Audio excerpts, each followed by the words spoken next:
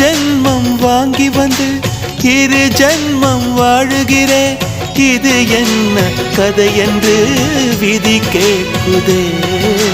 மாயமா என் கண்ணீர் மாறுமா?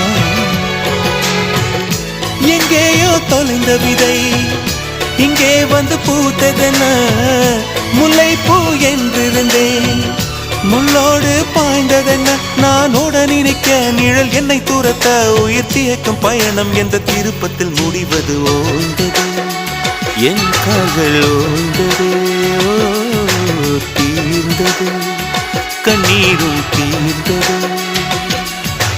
பூசும் மஞ்சள் பூசிய பூன்று பூமியோடு போன பின்னும் பூத்தது ஏனென்று என் கண்கள் போய் சொல்லுமா?